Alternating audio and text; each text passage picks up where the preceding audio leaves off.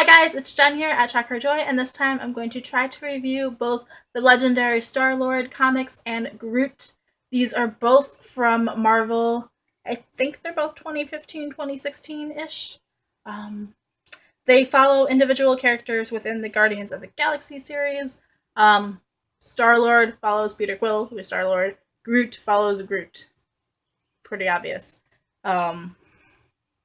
I really love the Guardians of the Galaxy, like the team and how quirky and funny it is, and these comics definitely encapsulate that, and each of them encapsulate the specific character they're following. So starting off with Legendary Star-Lord, this is issues 1 through 4, the comic, and this is volume 1, Face It, I Rule. The art and rating is by Sam Humphries, Paco, Medina, and Freddie Williams. Those names will be down below as always. So we're following Peter Quill off on his own adventure. Peter is very flirtatious. He's adventurous, adventure-seeking, whatever. He's always up for a challenge, but he has this slightly skewed moral compass. He tries to do what he thinks is right, but he has some maybe morally ambiguous ways of getting there. I'm going to read the back because I can't describe it better than the actual blurry thing on the back. Peter Quill battles the Badoon, saves an orphanage, and still finds time to flirt with the X-Men's Kitty Pryde, all in a day's work for the legendary Star-Lord. But when Peter is captured by a bounty hunter with a strange connection to his past, can the two make amends before he's fed to a giant alien? A Badoon death sentence isn't exactly Peter's idea of a good time. Luckily, he's got an ace up his sleeve.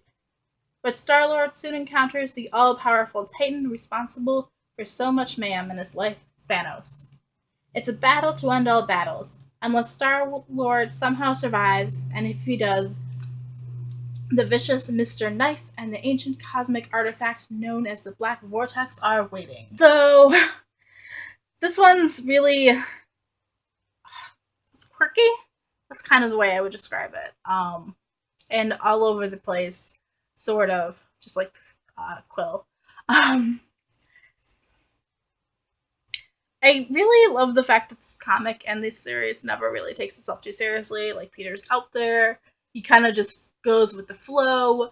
He's always thinking of his way out, how he can turn anything to his advantage, how he can win the ladies. So here's the art style on this comic, and lots of vibrant colors. I love the aliens and how much like diversity there is in characters.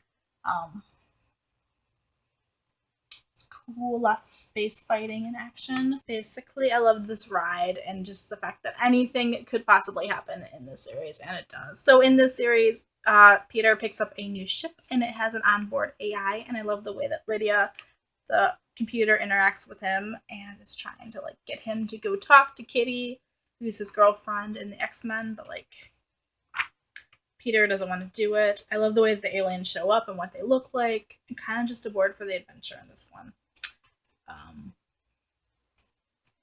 And I'm excited to see what happens with the Black Vortex and what's going on. And there's definitely some strange twists and turns and surprises as we find out more about Peter. The other comic that I have is Groot. This is issues 1 through 6. Pretty sure that's the entirety of the series. This is by Jeff Loveness and Brian Kesinger. Groot is this humanoid-like tree, and that can talk, but only says the words, "I am Groot." And a lot of the emotion comes from the actual way things are drawn and written out then. So, like, what's emphasized and what's small. So the back of this one. For the first time ever, the most famous talking tree thing in the Marvel Universe stars in his own series. In other words, I am Groot. I am Groot. I am Groot. I am Groot. Sorry. Yep, life is pretty good for Rocket and Groot, your two favorite Guardians of the Galaxy. They're having a heck of a time on a well-deserved celestial road trip, until Rocket gets Raccoon napped. Taking a leaf out of his feisty, furry friend's book, Groot will have to uproot, branch out, and embark on an cosmic odyssey. He'll face an adventure filled with aliens, sharks, explosions, and the Silver Surfer. Far out. Along the way, a world needs saving, and a ship full of mercenaries is cruising for a bruising. Is he the right tree for the job? Well, he is Groot. Sorry for that reading.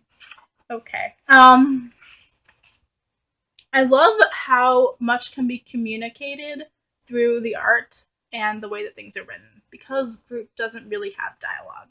He does, but it's just the same 3 words, I am Groot, in that order. So it's a lot more playing with the visuals. And I love this much more. It seems almost more like a child's comic cartoon going on here, although it's definitely a more adult themes going on. But I like this whole art style and how that plays out. It's also very touching and sweet, the way that Groot sees the world and getting to see things from Groot's perspective. But do not make Groot angry. That was definitely interesting to see when Groot's really pissed off, like what happens. And Groot has a habit of just making friends in unlikely places. Like Groot will just see the best in everything. He makes friends out of former what should be his enemies. I love Groot. I love him so much. So out of these 2 series, my favorite was Groot. Definitely. So I enjoyed them both. They are both really fun adventures, traveling through all of space. I like them both. If you like Guardians of the Galaxy, check them out. Really love Groot, pretty much is what I'm saying. And they're both fun. So, yeah, there you go. Peace out. I love you guys and keep reading. Bye.